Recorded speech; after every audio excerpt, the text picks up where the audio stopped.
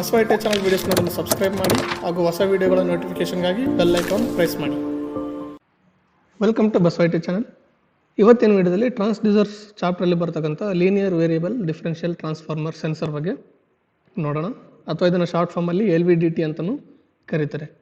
So ಇದಕ್ಕಿಂತ ಮುಂಚಿನ ವೀಡಿಯೋಗಳಲ್ಲಿ ನಾವು ಟ್ರಾನ್ಸ್ಡ್ಯೂಸರ್ಸ್ ಅಂದ್ರೇನು, ಅದು ಯಾವುದಕ್ಕೆ ಬಳಸ್ತಾರೆ, ಆ್ಯಂಡ್ ಅದರಲ್ಲಿ ಬರ್ತಕ್ಕಂಥ ಹಲವಾರು ಟ್ರಾನ್ಸ್ಡ್ಯೂಸರ್ಗಳನ್ನ ನಾವು ಹಿಂದಿನ ವೀಡಿಯೋಗಳೆಲ್ಲ ನೋಡ್ಕೊಂಡು ಬಂದ್ವಿ, ಯಾವ ಥರ ಕೆಲಸ ಮಾಡುತ್ತೆ, ಅದನ್ನು ಎಲ್ಲಿ ಯೂಸ್ ಮಾಡ್ತಾರೆ ಅಂತ.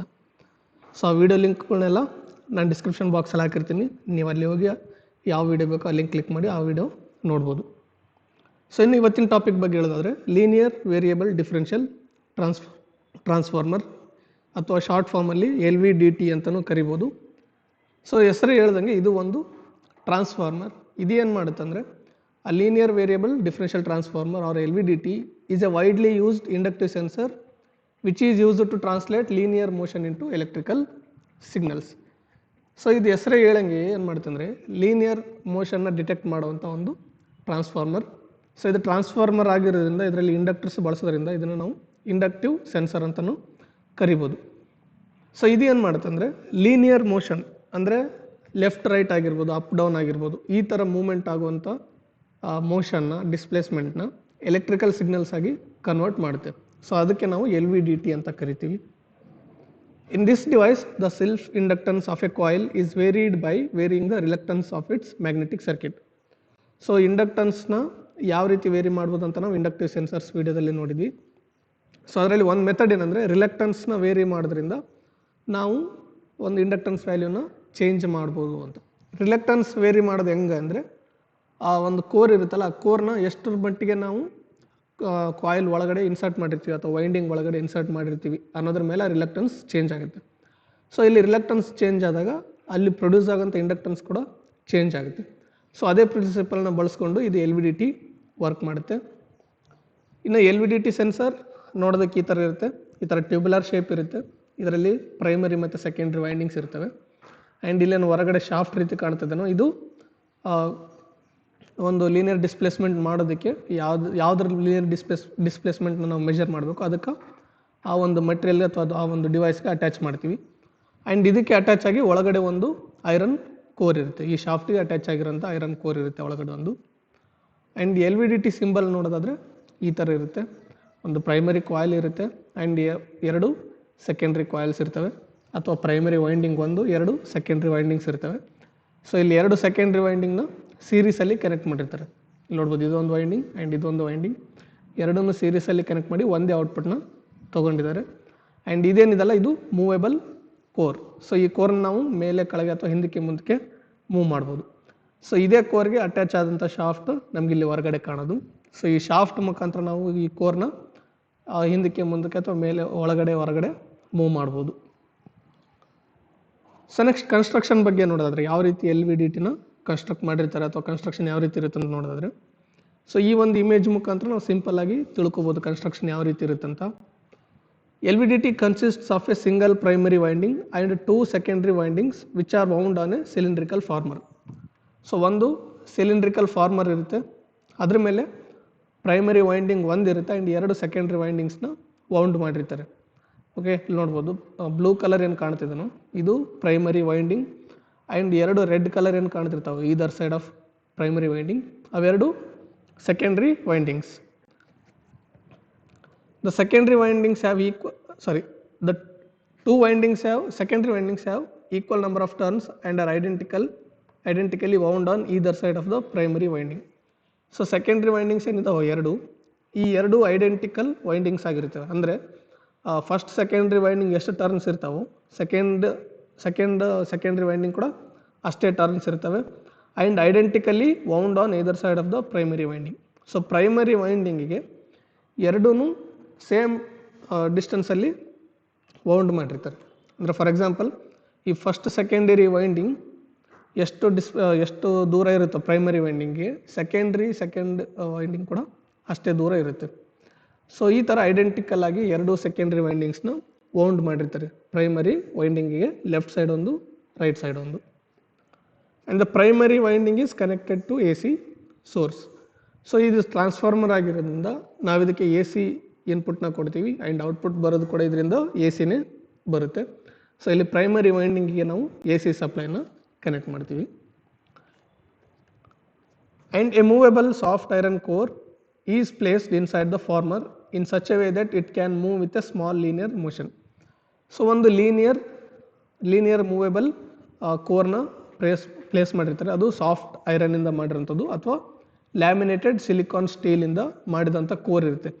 ಸೊ ಈ ಕೋರ್ ಯಾವ ರೀತಿ ಅರೇಂಜ್ ಮಾಡಿರ್ತಾರೆ ಒಳಗಡೆ ಈ ಫಾರ್ಮರಲ್ಲಿ ಅಂದರೆ, ಇದನ್ನು ನಾವು ಈಸಿಯಾಗಿ ಮೂವ್ ಮಾಡ್ಬೋದಾಗಿರುತ್ತೆ. ಯಾವ ಥರ ಮೂವ್ ಮಾಡ್ಬೋದು ಅಂದರೆ, ಇದಕ್ಕೆ ಅಟ್ಯಾಚ್ ಆಗಿರೋ ಶಾಫ್ಟ್ ಏನು ಬಂದಿದ್ದಾನೆ ಹೊರಗಡೆ, ಆ ಶಾಫ್ಟನ್ನು ಮೂವ್ ಮಾಡೋದ್ರಿಂದ ಈ ಕೋರ್ನ ಕೂಡ ನಾವು ಮೂವ್ ಮಾಡ್ಬೋದು. ಅದಕ್ಕೆ ಇದನ್ನು ಮೂವೇಬಲ್ ಕೋರ್ ಅಂತ ಕರಿತೀವಿ. A little arm attached to the core is extended towards outside from the transformer so that the object under observation can be attached to the core. So ಒಂದು ಲಿಟಲ್ ಶಾಫ್ಟ್ ಆರ್ಮ್ ಅಂತ ಕರಿತೀವಿ. ಆ shaft ಅಥವಾ arm ಏನಾಗಿರುತ್ತೆ, ಕೋರ್ಗೆ attach ಆಗಿ ಟ್ರಾನ್ಸ್ಫಾರ್ಮರಿಂದ ಹೊರಗಡೆ ಬಂದಿರುತ್ತೆ. Towards outside ಅಂದರೆ ಹೊರಗಡೆ ಬಂದಿರುತ್ತೆ. ಸೊ ಆ ಹೊರಗಡೆ ಯಾಕೆ ಬಂದಿರುತ್ತೆ ಅಂದರೆ, ನಾವು ಯಾವ ಒಂದು ಆಬ್ಜೆಕ್ಟ್ನ ಡಿಸ್ಪ್ಲೇಸ್ಮೆಂಟ್ ಮೆಜರ್ ಮಾಡ್ಬೇಕಂತಿರ್ತೀವಿ, ಅಂದರೆ ಅಬ್ಸರ್ವೇಷನಲ್ಲಿ ಇಟ್ಟಿರ್ತೀವಿ ಯಾವ ಆಬ್ಜೆಕ್ಟ್ನ, ಆ ಆಬ್ಜೆಕ್ಟ್ನ ಏನು ಮಾಡ್ತೀವಿ, ಈ ಆರ್ಮ್ಗೆ ಅಥವಾ ಶಾಫ್ಟ್ಗೆ ನಾವು ಅಟ್ಯಾಚ್ ಮಾಡ್ತೀವಿ ಅಥವಾ ಸ್ಕ್ರೂಸ್ ಹಾಕಿ ಟೈಟ್ ಅದಕ್ಕೆ ಫರ್ಮ್ ಆಗಿ ಕನೆಕ್ಟ್ ಕೂಡ ಮಾಡಿರ್ಬೋದು. And as the object moves linearly the core is also moved. So ಈ ಒಂದು ಶಾಫ್ಟ್ಗೆ ಅಥವಾ ಆರ್ಮ್ಗೆ ಅಟ್ಯಾಚ್ ಮಾಡಿದಂಥ ಆಬ್ಜೆಕ್ಟ್ ಏನಾದರೂ ಮೂವ್ ಆದರೆ, ಲೀನಿಯರ್ಲಿ ಏನಾದರೂ ಮೂವ್ ಆದರೆ, ಅವಾಗ ಈ ಕೋರ್ ಕೂಡ ಒಳಗಡೆ ಮೂವ್ ಆಗುತ್ತೆ. ಸೊ ಶಾಫ್ಟ್ ಜೊತೆ ಕೋರ್ ಕೂಡ ಒಳಗಡೆ ಮೂವ್ ಆಗುತ್ತೆ. ಓಕೆ, ಸೊ ಈ ಥರ ಒಂದು LVDTನ ಕನ್ಸ್ಟ್ರಕ್ಟ್ ಮಾಡಿರ್ತಾರೆ.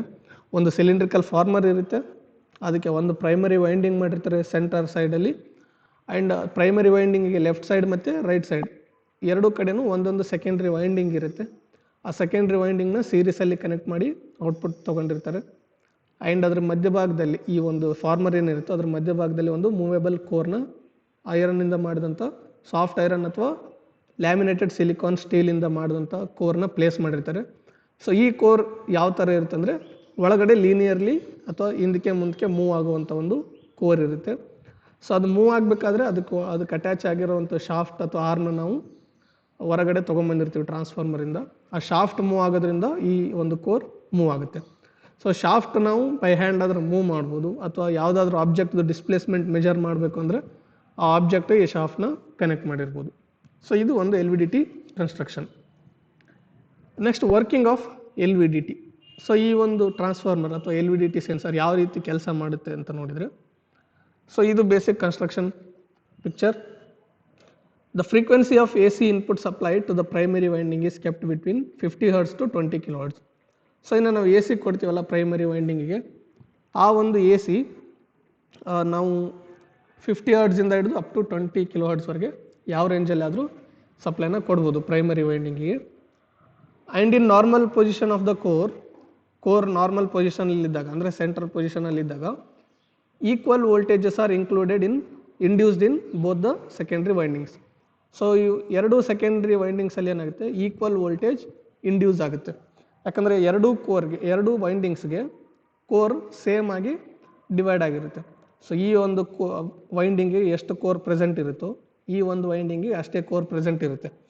ಸೊ ಅದರಿಂದಾಗಿ ಇಲ್ಲಿ ಏನಾಗುತ್ತೆ, ಎರಡೂ ಸೆಕೆಂಡ್ರಿ ವೈಂಡಿಂಗಲ್ಲಿ ಕೂಡ ಈಕ್ವಲ್ ವೋಲ್ಟೇಜ್ ಇಂಡ್ಯೂಸ್ ಆಗುತ್ತೆ.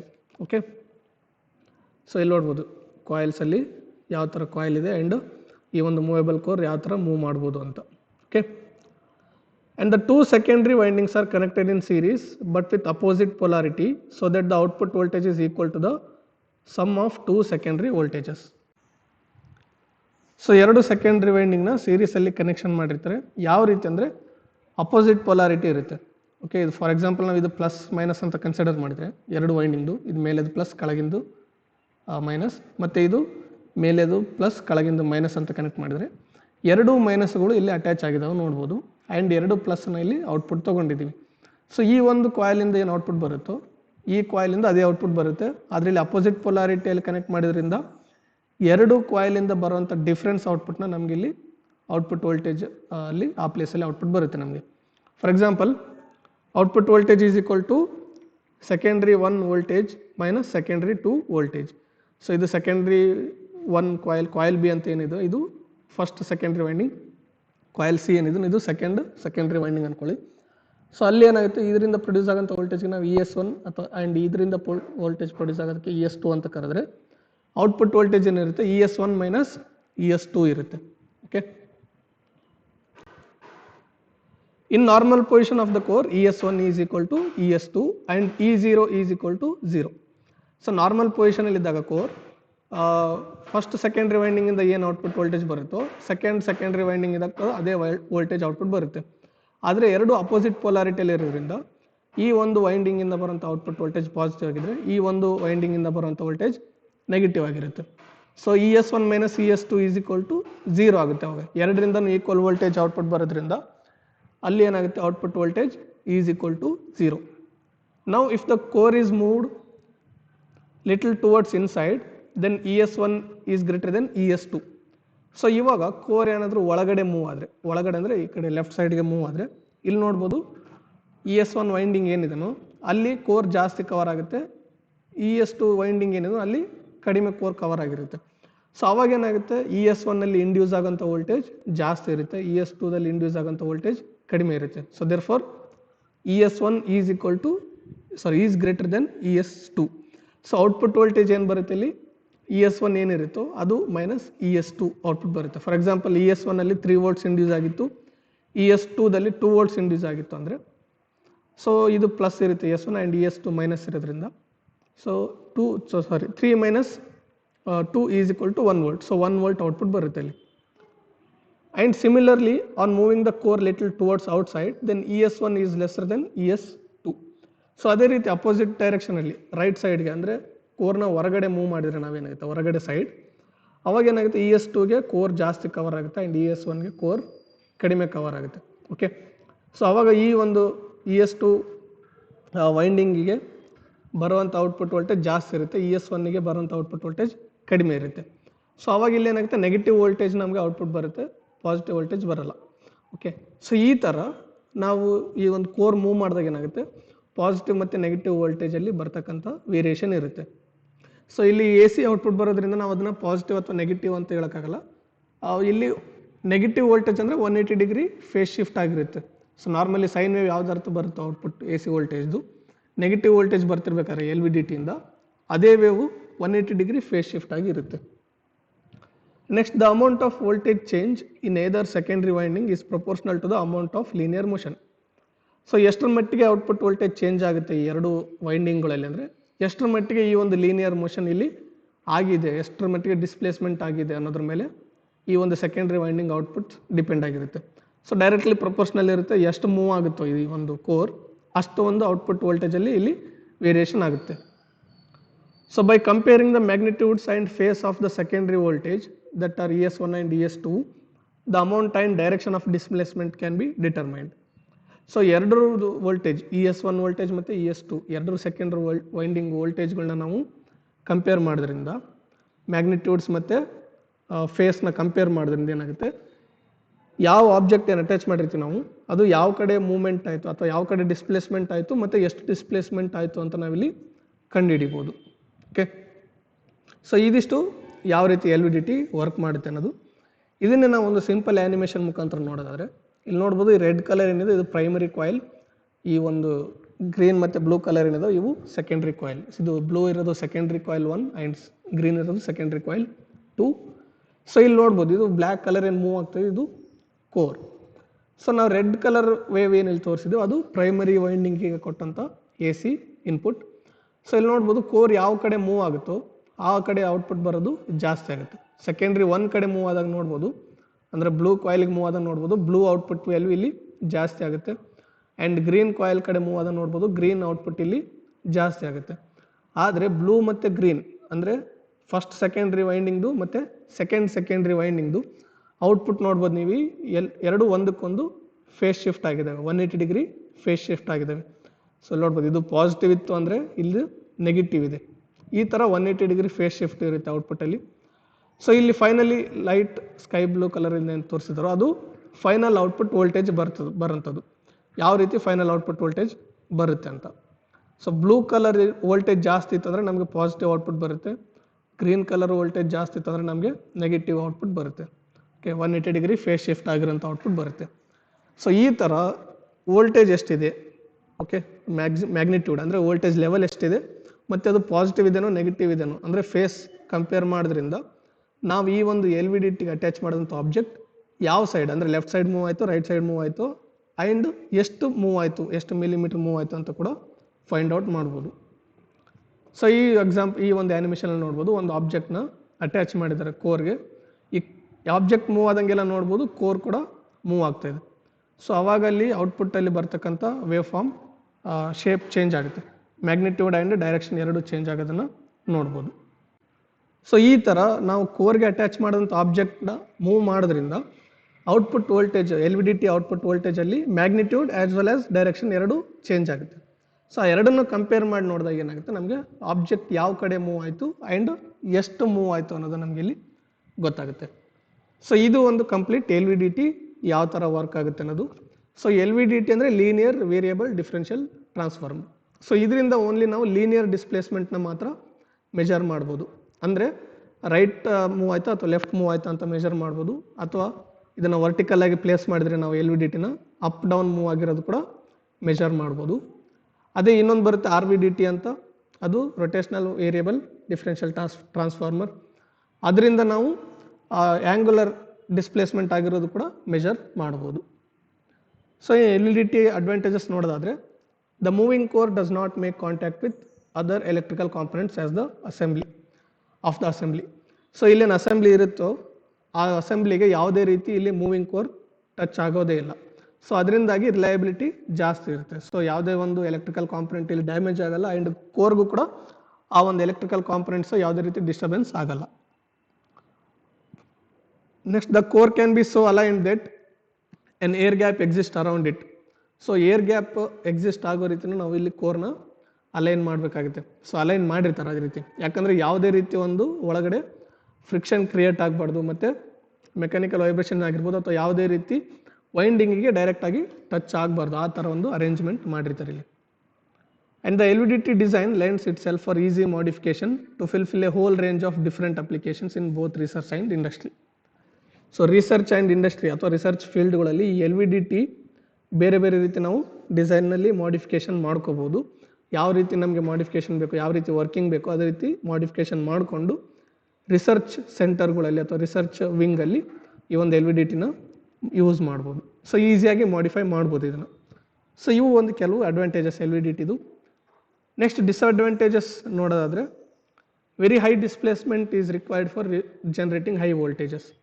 ಸೊ ನಾವು ಎಲ್ ವಿ ಡಿ ಟಿಯಿಂದ ಏನಾದರೂ ಹೈ ವೋಲ್ಟೇಜನ್ನು ಜನರೇಟ್ ಮಾಡಬೇಕು ಅಥವಾ ಹೈ ವೋಲ್ಟೇಜ್ ಡಿಫ್ರೆನ್ಸ್ನ ಪಡಿಬೇಕು ಎರಡು ಸೆಕೆಂಡ್ರಿ ಕಾಯಿಲ್ಗಳಿಂದ ಅಂದರೆ, ಅವಾಗ ಅಲ್ಲಿ ನಮಗೆ ಡಿಸ್ಪ್ಲೇಸ್ಮೆಂಟು ಜಾಸ್ತಿ ಮಾಡಬೇಕಾಗತ್ತೆ. ಅದು ಇಲ್ಲಿ ಸಾಧ್ಯ ಆಗಲ್ಲ, ಯಾಕಂದರೆ L V D T instrument ಎಷ್ಟು ಉದ್ದ ಇರುತ್ತೋ ಅಷ್ಟು ಮಾತ್ರ ನಾವು ಡಿಸ್ಪ್ಲೇಸ್ಮೆಂಟ್ ಇಲ್ಲಿ ಮಾಡ್ಬೋದಾಗಿರುತ್ತೆ. ನೆಕ್ಸ್ಟ್ ಇನ್ನೊಂದು ಡಿಸ್ಅಡ್ವಾಂಟೇಜ್ ಏನಂದರೆ, shielding is required since it is sensitive to magnetic field. So ಇಲ್ಲಿ ವೈಂಡಿಂಗ್ಸ್ ಇರೋದ್ರಿಂದ ಅಥವಾ ಇಂಡಕ್ಟರ್ಸ್ ಅಥವಾ ಟ್ರಾನ್ಸ್ಫಾರ್ಮರ್ ಬಳಸೋದ್ರಿಂದ ಅದ್ರ ಸುತ್ತಗಡೆ ಏನಾದರೂ ಮತ್ತೆ ಬೇರೆ ಮ್ಯಾಗ್ನೆಟಿಕ್ ಫೀಲ್ಡ್ ಏನಾದರೂ ಪ್ರೊಡ್ಯೂಸ್ ಆದರೆ ಆ ಮ್ಯಾಗ್ನೆಟಿಕ್ ಫೀಲ್ಡಿಂದ ಈ ಒಂದು L V D T working variation ಆಗ್ಬೋದು. ಸೊ ಅದರಿಂದ ಇದಕ್ಕೆ ಶೀಲ್ಡಿಂಗ್ ಕಂಪಲ್ಸರಿ ಮಾಡಬೇಕಾಗುತ್ತೆ, which is extra layer on L V D T sensor. So ಈ ಥರ ಶೀಲ್ಡಿಂಗ್ ಮಾಡೋದು ಒಂದು disadvantage. And the performance of the transducer gets affected by vibrations. So ಈ ಒಂದು ಸೆನ್ಸರ್ ವೈಬ್ರೇಟ್ ಆಗೋದ್ರಿಂದ ಅಥವಾ ಏನಾದರೂ ನಾವು ಬೇರೆ ಬೇರೆ ಎಫೆಕ್ಟ್ಗಳು ಆಗಿ ಸೆನ್ಸರಲ್ಲಿ ಏನಾದ್ರು ಮೂವ್ಮೆಂಟ್ ಆದರೆ ಅಥವಾ ವೈಬ್ರೇಷನ್ ಆದರೆ ಅದರಿಂದ ಕೂಡ ಪರ್ಫಾರ್ಮೆನ್ಸ್ ಎಫೆಕ್ಟ್ ಆಗುತ್ತೆ ಈ ಒಂದು ಎಲ್ ವಿ ಡಿ ಟಿದು. ಸೊ ಇವು ಕೆಲವೊಂದು ಡಿಸ್ಅಡ್ವಾಂಟೇಜಸ್. ಇನ್ನು ಅಪ್ಲಿಕೇಶನ್ಸ್ ನೋಡೋದಾದರೆ ಎಲ್ಲೆಲ್ಲಿ ಯೂಸ್ ಮಾಡ್ತಾರೆ ಎಲ್ ವಿ ಡಿ ಟಿ ಅಂತ ನೋಡೋದಾದರೆ, it is used for displacement measurement from fraction of millimetres to centimetres. So ಕೆಲವು ಮಿಲಿಮೀಟರ್ಸಿಂದ ಕೆಲವು ಸೆಂಟಿಮೀಟರ್ಸ್ವರೆಗೂ ಡಿಸ್ಪ್ಲೇಸ್ಮೆಂಟ್ನ ಲೀನಿಯರ್ ಡಿಸ್ಪ್ಲೇಸ್ಮೆಂಟ್ನ ಮೆಜರ್ ಮಾಡೋದಕ್ಕೆ ಯೂಸ್ ಮಾಡ್ಬೋದು. And it can be used as a secondary transducer in association with a load cell etcetera to measure force, weight and pressure etcetera. So ಇದನ್ನು load cell strain ಗೇಜ್ಗಳ ಜೊತೆ ಸೆಕೆಂಡ್ರಿ ಟ್ರಾನ್ಸ್ಡ್ಯೂಸರ್ ಆಗಿ use ಮಾಡಿಕೊಂಡು ನಾವು force, weight, pressure ಈ ಥರ mechanical ಕ್ವಾಂಟಿಟೀಸ್ನ ನಾವು measure ಮಾಡ್ಬೋದು. ಸೊ ಇವೊಂದು ಕೆಲವೊಂದು ಅಪ್ಲಿಕೇಶನ್ಗಳು ಎಲ್ ವಿ ಡಿ ಟಿದು. ಸೊ ಇದಿಷ್ಟು ಇವತ್ತಿನ ವಿಡಿಯೋದಲ್ಲಿ ಎಲ್ ವಿ ಡಿ ಟಿ ಅಂದ್ರೇನು, ಅದರ ಕನ್ಸ್ಟ್ರಕ್ಷನ್ ಯಾವ ರೀತಿ ಇರುತ್ತೆ, ವರ್ಕಿಂಗ್ ಯಾವ ರೀತಿ ಇರುತ್ತೆ, ಆ್ಯಂಡ್ ಅದರ ಅಡ್ವಾಂಟೇಜಸ್, ಡಿಸ್ಅಡ್ವಾಂಟೇಜಸ್ ಮತ್ತು ಯಾವ ಥರ ಅದನ್ನು ಅಪ್ಲಿಕೇಬಲ್ ಮಾಡ್ಕೋತಾರೆ ಬೇರೆ ಬೇರೆ ಫೀಲ್ಡಲ್ಲಿ ಅನ್ನೋದು. ಸೊ ಇವತ್ತಿನ ವಿಡಿಯೋ ನಿಮ್ಗೆ ಇಷ್ಟ ಇದ್ದರೆ ಲೈಕ್ ಮಾಡಿ, ಶೇರ್ ಮಾಡಿ, ಬಸವೈಟಿ ಚಾನಲ್ನ ಸಬ್ಸ್ಕ್ರೈಬ್ ಮಾಡಿ ಮತ್ತು ಪಕ್ಕದಲ್ಲಿರುವಂಥ ಬೆಲ್ ಐಕನ್ನ ಪ್ರೆಸ್ ಮಾಡಿ. Thank you.